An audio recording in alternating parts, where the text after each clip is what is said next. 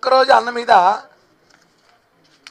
దాదాపు ఇది ఒక పేపర్ ఉంది, 8 కేసులు సిబిఐ హైదరాబాద్ విచారణ 27/9/24 నిన్న వాయిదా ఉంది అన్నకి.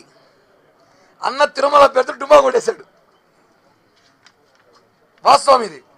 నేను తిరుమలకి వెళ్తున్నా, శ్రీవారి భక్తుని, నేను వెంకటేశ్వర స్వామిని చూడకపోతే నాకు నిద్రపట్టదు, నిజమైన భక్తుని నేను అన్నమే తర్వాత నేను పోవాలి సార్ అని కోర్టులో పిటిషన్ పెట్టుకున్నాడంట.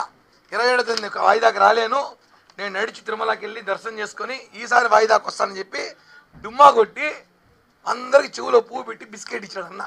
అదిగోండి, ఇప్పుడు అర్థమైందా?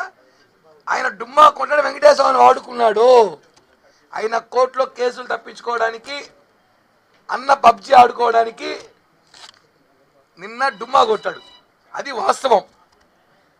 3 విషయాలు: ఒకటి అల్లలు సృష్టించడానికి కుదరదని, ఒకటి భార్య ఇంట్లోకి రానిదని డిక్లరేషన్ సంతకం పెడితే కేసు. ఇవన్నీ చూసి ఆయన ప్రెస్ మీట్ పెట్టిన అమాయకంగా, చాలా అమాయకంగా నా కులం నా మతం అని సినిమా డైలాగులు మాట్లాడుతూ ఆయన మొత్తానికి ఒప్పుకున్నాడు. నేను రాత్రిలో బైబుల్ చదువుతాను, పొద్దున హిందువుల రూపం మానవ రూపంలో హిందువుల రూపంలో బట్టలు వేసుకొచ్చి మోసం చేస్తాను. ఇవన్నీ ప్రజలు చూస్తున్నారు. ఎవరిని మోసం చేయడానికి ఇంకా వెంకటేశ్వర స్వామి జగన్మోహన్ రెడ్డిని ఆపాడు. ఎందుకంటే మొన్నే ప్రక్షాళన చేసి మొత్తం కష్టపడి కడిగారు తిరుమల అంతా, గుడంతా. మళ్ళా ఈయన వచ్చి పాదం మోపితే మళ్ళా ఏడ కడిగే ఓపిక లేట, బ్రహ్మోత్సవాలు కడగాలి కదా, 2 రోజులు మళ్ళీ గుడి మూయాల్సి వస్తుందేమో అని చెప్పి వెంకటేశ్వర స్వామి నువ్వు రావద్దు అయినా నువ్వు ఆడే ఉండని చెప్పి ఆపించినట్టున్నాడు. జగన్మోహన్ రెడ్డి అంటే బ్యాచ్ చెప్తున్నాం, రెచ్చగొట్టే వ్యాఖ్యలు చేయకండి.